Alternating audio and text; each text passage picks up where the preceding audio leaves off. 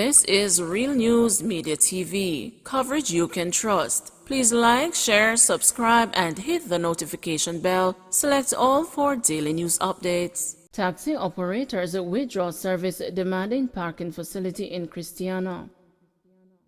Scores of students were left stranded Monday morning as the taxi operators in Christiana, Manchester withdrew their service in protest against an alleged lack of parking facility for cabbies in the town. One taxi operator who asked not to be named told the news that since the onset of the novel coronavirus in 2020, cabbies have been forced to vacate a private property which they had been using for parking. He is calling on the Manchester Municipal Corporation to identify a designated parking facility for the operators. Another taxi operator in a social media video, which has gone viral, shared a similar sentiment. Too much ticket, we can't stop on the roadside and take up a bag. Over 200 taxi in the Market Street lane, and we and the market people them not stop fight. Every minute the market people them lick up in our car with them cart, he said. Protesting transport operators leave commuters stranded in Buff Bay, Portland. Commuters, including students, have been left stranded in Buff Bay, Portland, as transport operators have withdrawn their services. They are alleging that there is no designated route from Buff Bay to Port Antonio. The operators are arguing that the absence creates an inconvenience for commuters. The protest started from as early as 5 o'clock this morning, and there is little to no movement for commuters, especially students returning to school. Spokesperson for the protesting operators, Floyd Thomas, explained that 39 buses were assigned to the route Port Antonio to Anoto Bay and then to Ocho Rios via Buff Bay, but that during the height of the pandemic, 30 of the vehicles were sold by the owners, leaving only 9 buses to cover the existing route. 5 buses were rerouted by the Transport Authority, which claimed that they have the power to do anything, said Thomas. But that is only a stopgap measure. Those 5 buses are officially assigned to the route Port Antonio to Anoto Bay and Ocho Rios. We have applied to the Transport Authority to fill that void, but we are getting nowhere, he said. The operators have vowed to continue their protest unless their request for a road license to ply the route Buff Bay to Port Antonio is honored. The operators argued that currently they are only able to ply the route Buff Bay to Skibo and Spring Garden, which they say create a serious strain on the commuting public. Gun attack in Portmore community leaves 1 wounded. An attack on residents of Laurel Path, Southborough in Portmore, St. Catherine, on Saturday night has left 1 person nursing bullet wounds. 9 houses were reportedly shot up by gunmen. It was reported that the attack started about 8:30 p.m. at the house of a woman who had accused a politician of bringing gunmen into the community. 1 person inside the house was injured. The men then turned their weapons on the other houses, damaging vehicles in the process. Senior Superintendent Christopher Phillips, commanding officer for the St. Catherine South Division, visited Southborough on Sunday and appealed for residents to provide the police with information. You need to start talking to us way more than you are doing now. We need more information, and I'm getting one side of the story. I need both sides of the story, he pleaded. You need to start talking to us far more than you are doing now. I've walked this community before. The last time we came inside this community, few persons came out to us. We need more information. And I'm getting one side of the story. I need both sides of the story.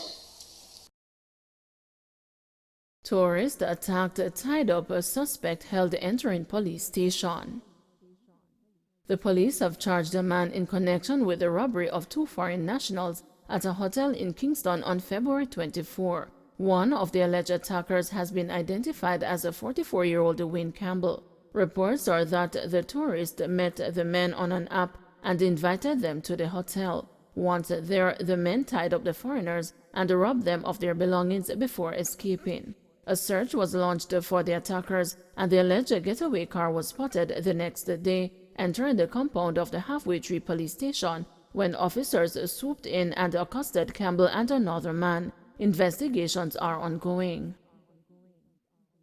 Licensed firearm holder held with extra ammo arrested. A licensed firearm holder, who is also a manager at a government entity, was arrested on Sunday after being held with extra rounds of ammunition. The police say the two 9mm rounds were seized during a mobile patrol in the Duhaney Park area of St. Andrew. Detectives assigned to the St. Andrew South Police are probing the circumstances which led to the man being in possession of more ammunition than he is licensed to carry. A source close to the investigation told the news that the Firearm Licensing Authority may form a part of the probe. Man gunned down outside a barbershop in Bog Walk. A man was shot and killed outside a barbershop in Bog Walk, St. Catherine on Sunday night. The deceased has been identified as Samus Gale, otherwise called Rambi, who lived in High Mountain District in Bog Walk. It is reported that about 7:30 p.m., Gale was standing outside the barbershop along Church Road when he was approached by a gunman who shot him multiple times. His attacker fled the scene. The injured man was rushed to the hospital, where he was pronounced dead. JMEA expresses shock at the factory boss's murder in Spanish Town. The Jamaica Manufacturers and Exporters Association has expressed the shock at the killing of Nadine Kelly Reid, managing director at UL Manufacturing Limited, a business located at St. John's Road in Spanish Town, St. Catherine, on Friday. The police said Kelly Reid, 47, of Vaz Delight, Kittentown, St. Catherine, was killed in a gun attack at the factory in which two other persons were injured. Reports are that about 10:30 a.m., Kelly Reid and two other persons were at the factory when armed men alighted from a motor vehicle and opened gunfire. The police were summoned and all three injured persons were taken to the hospital, where Kelly Reid was pronounced dead and other persons were admitted in stable conditions. Investigations are ongoing into the development. In a statement on Monday, the JMEA condemned the violent crime against a member of the business community who devoted her life to the growth of her manufacturing and the export business. It said the manufacturing sector continues to provide employment to many skilled and low-skilled workers who are often vulnerable members from neighboring communities, and added that the targeted killing of members of the business community continues to threaten economic growth and development. Constant high levels of crime resulting in extreme fear is a major deterrent for investors. The association called on the government to urgently implement stronger measures to curtail the rampant crime being experienced, stating specifically that this includes increasing policing and legislative reforms in the justice system that will bring harsh measures to deter people from getting involved in organized crime. In specific reference to Friday's tragedy, the JMEA said, "Our hearts go out in sympathy to the families, friends, and the colleagues at UL Manufacturing Company Limited, mourning the loss of Mrs. Kelly Reid and their fellow worker." UL Manufacturing, home of New Taste brand of products, was formed in 1985 and commenced trading in January 1986. A company profile said the entity started with the production of its flagship output, food browning, which it initially distributed to supermarkets and shops in Spanish Town and its environs. Other products were subsequently introduced, including crushed pepper, hot pepper, spicy pimento sauce, meat browning, and jerk seasoning.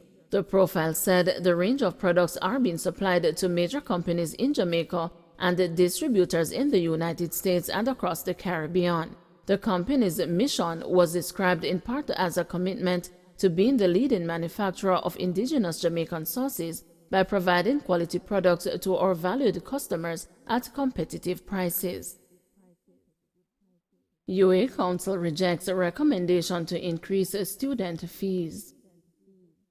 The Council of the University of the West Indies has rejected a recommendation to increase student fees. The recommendation was made in the July 2020 Chancellor's Report on Governance. The Commission, chaired by Sir Dennis Byron, has laid out a financial model which would result in a 100% fee increase.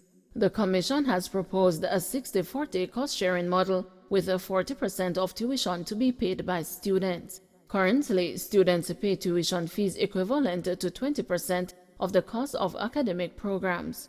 In March 2021, Vice-Chancellor Professor Sir Hilary Beckles had also rejected the recommendation. The idea of moving from students paying to a maximum of 20% up to 40%, I'm sure the public will say this is a huge leap. What would that mean for the enrollment? What would it mean for access? Beckles had questioned at the time. The council held its final deliberations last Friday, following almost 2 years of consultations and the submission of the report for the review committee led by University Registrar Dr. Maurice D. Smith. This would pose an existential threat to the university, Caribbean society, and the economy. The review committee described this recommendation as being outside the terms of reference of the Barron Commission and residing in the domain of governments constituted as the University Grants Committee, a U.S. spokesperson said in a press release on Monday. The review committee noted that there were no specific objections to 92 of the 95 recommendations. The University Council and the review committee also rejected a recommendation to abolish the University Finance and the General Purposes Committee and the Campus F&G PC, which are chaired by the Vice-Chancellor and the principals respectively. The Barron report had proposed that these committees be replaced by executive committees chaired by the Chancellor or his nominee. Described as the core of the university's management, which reports to Council from which it takes policy directives, Council was advised that the abolition of the UF and the GPC would impair the capacity of the Vice-Chancellor and his executive management team to maintain the regional character of the university. Its abolishment, it was preferred, would weaken the implementation of a one UWI vision and the mandate as embedded in the Treaty of Chaguaramos, the spokesperson noted. The UWI's council also argued that replacing the committees with executive subcommittees would be considered a destabilization of the democratic, inclusionary, and diverse intellectual character of the academic institution. Don't forget to like, share, subscribe, and hit the notification bell. Select all for daily news updates.